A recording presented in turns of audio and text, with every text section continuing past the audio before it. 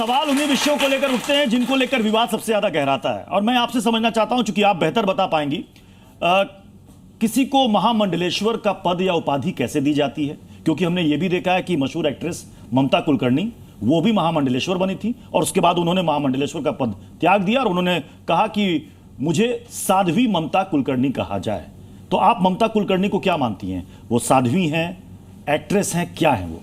ये तो जिस अखाड़े से वो जुड़ी थी ना, और जिनने उनको वो महामंडलेश्वर की उपाधि दी थी, उनसे पूछना पड़ेगा। क्योंकि एक बार मुझे महंत रामचंद्र परमहंस जी ने कहा कि तुमको महामंडलेश्वर की उपाधि देना चाहते हैं। आपको रामचंद्र दास परमहंस जी का नाम स्मरण होगा, जो राम जन्मभूमि जो लड़ाई चली है बहुत लंबी, वक्फ बोर्ड की और निर्मोही अखाड़ी की, और दोनों हंसते हुए कोर्ट में जाते थे और चाय पीते हुए दोनों लौटते थे। लंबी लड़ाई चली थी वो। तो वो मुझे हमेशा बोलते थे कि तुम मैं बिल्कुल हाथ जोड़ लेती थी कि महामंडलेश्वरों की जो जीवन शैली होती है, मैं उसका पालन नहीं कर पाऊंगी। मुझे लगता है इसमें जो आचार्य महामंडलेश्वर हैं, जैसे अवधेशानंद जी हैं और अन्य जो लोग हैं ना, आप उनसे पूछिए या वहीं जाके स्टेटमेंट ले लीजिए अगर वो ना आए, कि ये सबके बारे में जो लड़की ने संन्यास ले लिया या वो महामंडलेश्वरी बन गई है, तो उनको उनके बारे में क्या कहना है। मैं तो कुछ भी नहीं कहूँगी। मैं तो एक ही बात कहूँगी, कोई एक्ट्रेस है, कोई एक्टर है, और अगर वो साधुता का मार्ग पकड़ना चाहता है, उसको वैराग्य हो गया है, तो उसको अधिकार है अपना जीवन जीने का। अब वो जिस पद पे आसीन हो गए हैं, उसके बारे में तो महामंडलेश्वर के अलावा मैं तो बयान नहीं दे पाऊंगी। क्योंकि आपने शुरू में ही कहा कि मुझे आप साध्वी कहकर ना पुकारें, और कोई भी मुझे साध्वी कहकर ना पुकारे, क्योंकि वो एक कठोर तप है। तो मैं आपसे ये समझना चाह रहा हूं, क्या ममता कुलकर्णी साध्वी हैं?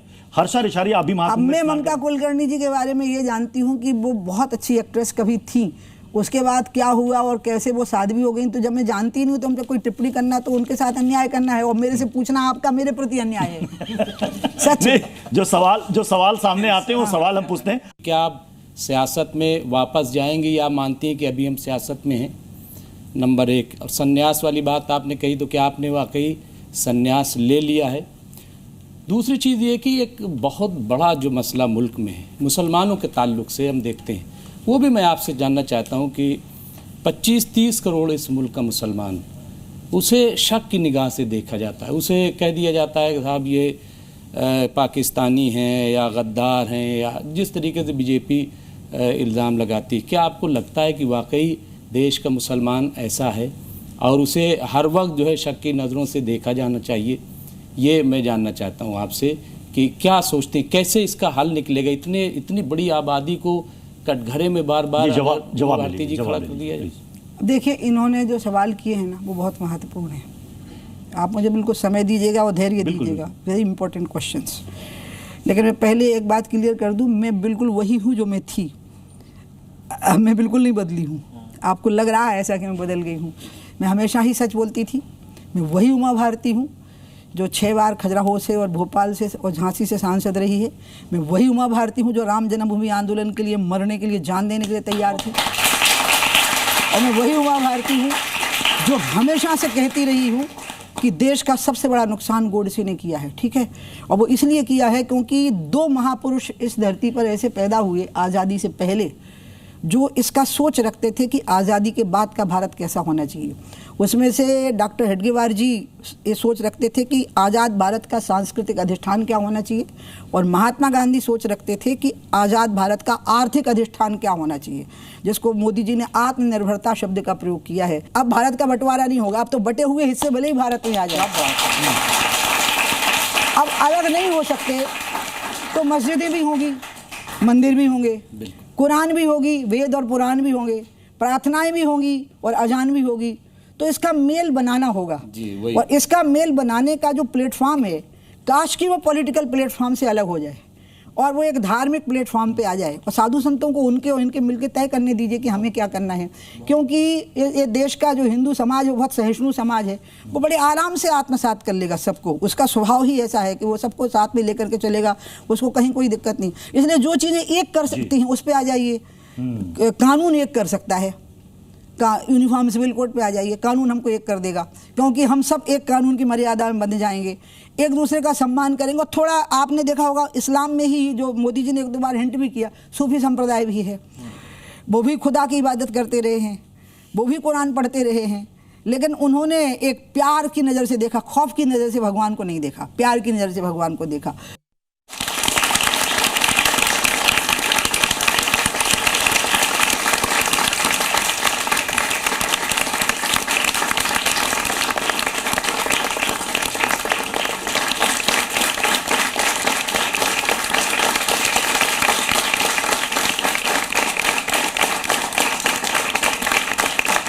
जैसे यहाँ मैं एक कोट करूंगी आपको, शाहनवाज हुसैन को जब रेणु शर्मा से प्यार हुआ तो उसने पहले मुझे ही कन्फेस किया, क्योंकि वो युवा मोर्चे की मेरी कार्य समिति में था।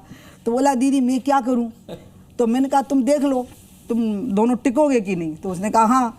तो मैंने कहा माता पिता तो राजी नहीं होंगे, तो क्या करना? मैंने कहा तुम ये मानते हो कि वो हिंदू रहते हुए तुम्हारी पत्नी हो सकती है और तुम मुसलमान रहते हुए उसके पति हो सकते हो, तुम ये धर्म का आग्रह नहीं करना। तो उसने कहा हम रह सकते हैं। आज भी वो रेणु शर्मा है और वो शाहनवाज हुसैन है। शादी वेरी। अब मैं दूसरी बात पे आती हूँ। Now I come to next. ये बच्चे बच्चियाँ हैं, ये तो मेरे बेटे बेटियाँ जैसे हैं, बिकॉज आई एम अराउंड 64। मुझे एक बहुत ज़रूरी बात बतानी है। फिर मैंने फैज़ अहमद एक बहुत बड़े शायर हुए जो पाकिस्तान चले गए थे।